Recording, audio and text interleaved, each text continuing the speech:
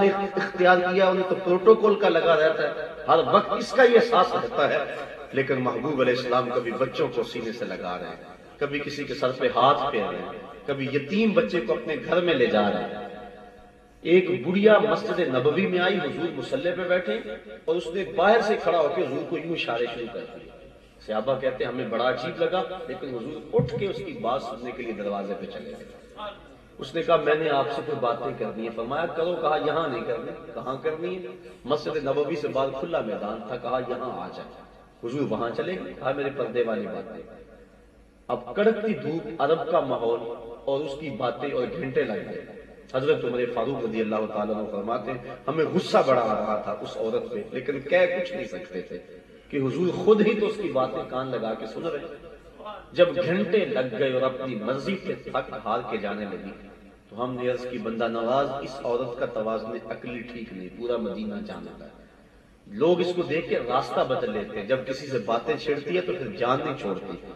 آپ کا وقت بھی قیمتی، بدن بھی نازک، اور دھوپ میں اس کی بے مقصد باتوں کے لیے گھنٹوں کا صرف کرنا، حضور ایسی ویسی عورتوں کی آپ باتیں کیوں سنتے ہیں؟ تو حضور فرمایا عمر پورے مدینے میں اس بیچاری کی کوئی نہیں سنتا، میں بھی نہ سنوں، ایک تو ہی ہوتے ہیں میریاں آساں دا سہارا، دس کنوں کراں جے تینوں نہ کراں یاد۔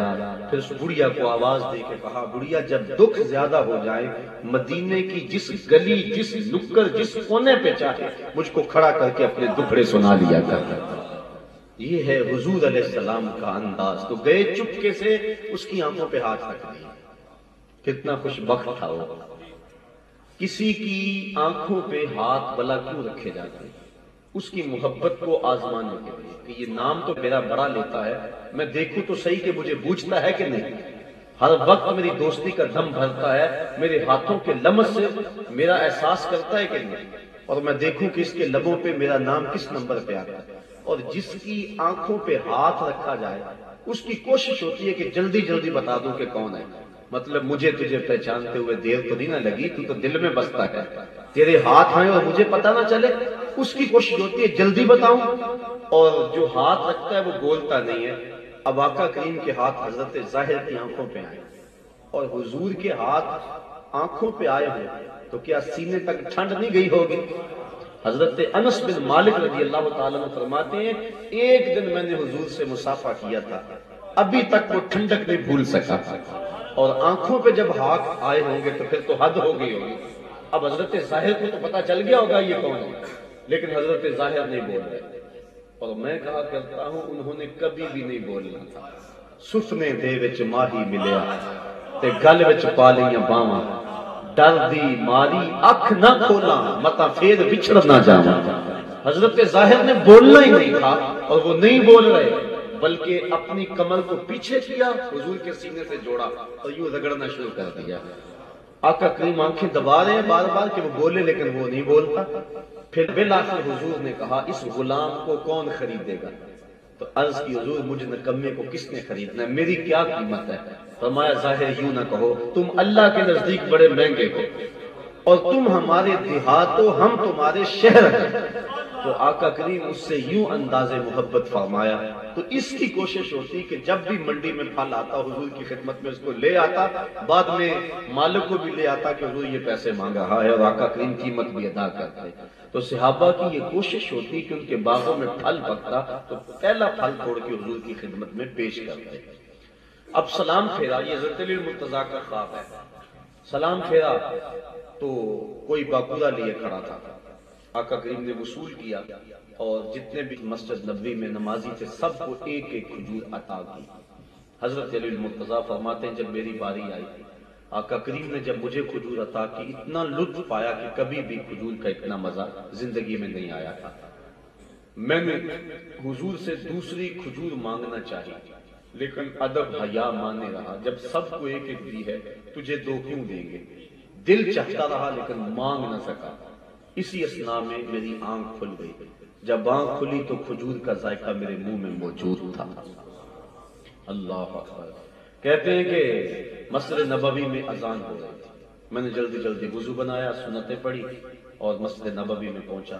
مصلی پہ حضرت عمر فاروق کھڑے تھے، جو صورتیں رات حضور نے تلاوت کی تھی وہی جناب عمر نے تلاوت کی۔ میں سمجھ گیا میرے رات والے خواب کی تعبیر مل رہی ہے۔ کبھی ایسا ہوتا ہے بندہ رات کو خواب دیکھتا ہے، دن کو تعبیر، جیسے حضرت خزیمہ نے خواب دیکھا اور صبح دوڑے آئے، عرض کی حضور بڑا پریشان کن خواب دیکھا ہے۔ کہا کیا دیکھا ہے؟ کہا انی اسجد علی جبہتی، میں آپ کی پیشانی پہ سجدہ کر رہا ہوں، آپ لیٹے ہوئے ہیں اور پیشانی پہ پیشانی رکھ کے میں سجدہ کر رہا ہوں۔ یہ بڑی پریشانی مجھے ہوئی، عجیب سا خواب آیا۔ فاسترجع رسول اللہ صلی اللہ علیہ وسلم فقال صدق رؤیاک یا خزیمہ، حضور لیٹ گئے، فرمایا خزیمہ باقی باتیں بعد میں ہوں، پہلے خواب کی تعبیر پوری کر لے۔ تو کبھی رات کو خواب، دن کو تعبیر، اور آپ جانتے ہیں کبھی تعبیر تک پہنچنے کے لیے کبھی کنان کے اندھے کنویں میں جانا پڑتا ہے، کبھی مالک ابن زغر کی قید میں پہنچنا پڑتا ہے، کبھی عزیز مصر کے ہاں قید کاٹنی پڑتی ہے، کبھی مصر کے بازاروں میں بکنا پڑتا ہے۔ 40 سال بیت جاتے ہیں، پھر جناب یوسف علیہ السلام بولتے ہیں یا آبات ھذا تاویل رؤیا من قبل، میرے باپ یہ ہے میرے خواب کی تعبیر جو میں نے بڑی پہلے دیکھا تھا۔ تعبیر تک پہنچنے کے لیے 40 سال لگ گئے، اور کبھی رات کو خواب دن کو تعبیر۔ کہا میں سمجھ گیا یہ اس قبیل کا خواب ہے کہ رات کو خواب دن کو تعبیر۔ میں جب انہوں نے سلام پھیرا تو پلٹ کے رخ بیٹھے، میرے دل میں اب کھجوریں بھی آئیں گی، اور واقعی کوئی کھجوروں کا ٹوکرا لے کے حاضر ہو گئے۔ پھر انہوں نے بانٹنا شروع کی، میرے تک آئے، مجھے کھجور عطا کی، میں نے منہ میں رکھا، رات والا ذائقہ آ گیا۔ حضور کا تو ادب حیا ماننے تھا، لیکن جناب عمر سے تو میرا دوستانہ تھا۔ میں نے کہا عمر ایک کھجور سے کام نہیں چلے گا، مجھے تو ایک اور دو۔ تو جناب عمر نے مانا خیز نظروں سے دیکھا اور پھر مسکرا کے کہا علی اگر حضور نے دی ہوتی تو میں بھی دے دیتا۔ تو جس نے حضور کو خواب میں دیکھا اس نے حضور کو ہی دیکھا۔ اللہ اکبر۔ یہ مضمون اپنے دامن میں بڑی وسعت رکھتا ہے۔ امام سخاوی نے یہاں ایک بڑا خوبصورت واقعہ لکھا ہے جس کو کتاب الحج کے اندر زکریا سہارنپوری نے بھی نوٹ کیا کہ اللہ کے محبوب علیہ السلام کے روضے کے اوپر ایک شخص کھڑا ہے اور کیا کہتا ہے آنا ضیف ہوگا، حضور میں آپ کا مہمان ہوں، آپ کے ہوتے ہوئے میں نے کسی اور چوکھٹ پہ تو نہیں جانا، آقا جی میں تیرا ہو کے خیر منگا در در مریل کتا کے وہ اخواما ایڈے بختاں بارتا، میں تو کسی سے نہیں مانگا۔ اور میرے اعلیٰ حضرت فرماتے ہیں کون دیتا ہے دینے کو منہ چاہیے، دینے والا ہے سچا ہمارا نبی، کوئی دیتا بھی تو نہیں نا، اور اگر چند ٹکڑے جھولی میں ڈال بھی دے تو ساری زندگی جتلاتا رہے۔ عارف عبد المتین نے اس موقع پہ حد کر دی، وہ کہتا ہے اور جتنے بھی سہارے ہیں سبک کر دے، عزت نفس بڑھاتا ہے سہارا تیرا، ہر آسرا بندے کو کمزور کرتا ہے، کسی چودھری کا کمی سر اٹھا کے کہہ سکتا ہے کہ میں فلاں کا مانگت ہوں، لیکن جو نبی کے در سے خیرات لے کے پلٹتا ہے وہ سر اٹھا کے چلتا ہے۔ ہر سہارا بندے کو کمزور کرتا ہے لیکن نبی کا سہارا بندے کو سر بلند کرتا ہے۔ اسی لیے اعلیٰ حضرت نے مشورہ دیا ٹھوکریں کھاتے پھرو گے ان کے در پہ پڑ رہو، قافلہ تو اے رضا اول گیا آخر گیا۔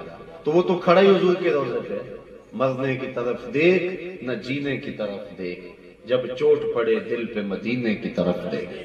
اس نے کہا نا ضیف کا حضور میں آپ کا مہمان ہوں، یہ کہتے کہتے اونگ آ گئی، مقدر جاگا زیارت ہوئی، آقا کریم کے ہاتھ میں روٹی تھی، اور میں لے کھا لے، وہ کہتا میں نے وصول کر لی اور کھانا شروع کر دی، ابھی آدھی کھائی تھی کہ میری آنکھ کھل گئی، جب آنکھ کھلی تو دوسرا آدھا ٹکڑا میرے ہاتھ میں موجود تھا۔ تو اگر اللہ کے محبوب کچھ عطا فرمائیں تو وہ حقیقت میں عطا فرماتے ہیں۔ تو خواب کے ضمن میں 4 باتیں ذہن نشین رکھے، ایک تو جس نے حضور کو دیکھا اس نے حضور کو ہی دیکھا، دوسری بات جس کے خواب میں آئے ان قریب بیداری میں آئے، جس کے خواب میں گئے قصد اور ارادے سے گئے، اور جس کو جو عطا کیا وہ حقیقت میں عطا کیا۔ شاہ ولی اللہ محدث دہلوی فرماتے ہیں کہ میرے والد کے وقت جاگے اور حضور کی زیارت نصیب ہوئی۔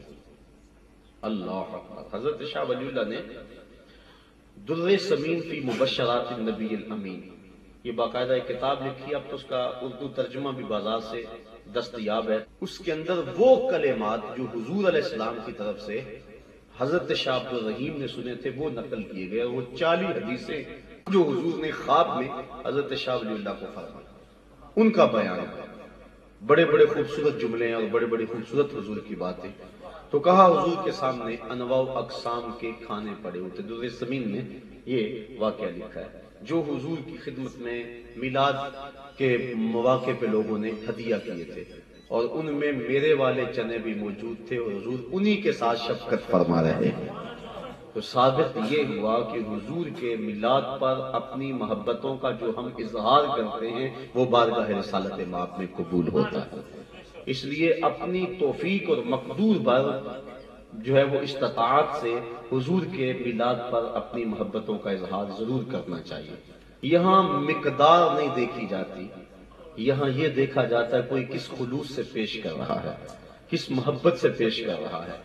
تو اللہ کے محبوب علیہ السلام کی صورت میں جو اللہ تعالیٰ نے ہمارے اوپر انعام کیا، اتنا بڑا انعام، اس کا تشکر ہمارے اوپر واجب ہے، اور اس کے کئی روپ ہیں شکریہ ادا کرنے کے۔ یہ محافل یہ بھی ایک انداز ہے، اعانت دین یہ بھی ایک انداز ہے، حضور کے پیغام کا غلبہ چاہنا اور اس کے لیے عملی جد و جہد کرنا یہ بھی شکر کا ایک انداز ہے، اور حضور علیہ السلام کی سنت سیرت پہ عمل کرنا یہ بھی تشکر کا ایک انداز ہے۔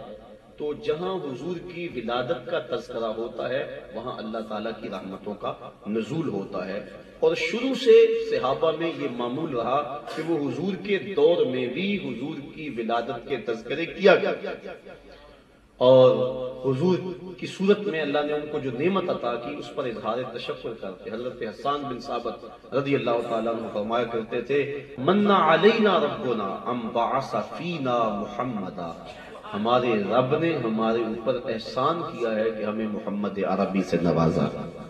اور ایک دن حضور تشریف لائے تو دیکھا کہ صحابہ بیٹھے ہوئے تھے، آقا کریم فرمایا ما اجلسکم، تمہیں کس چیز نے بٹھایا ہوا ہے؟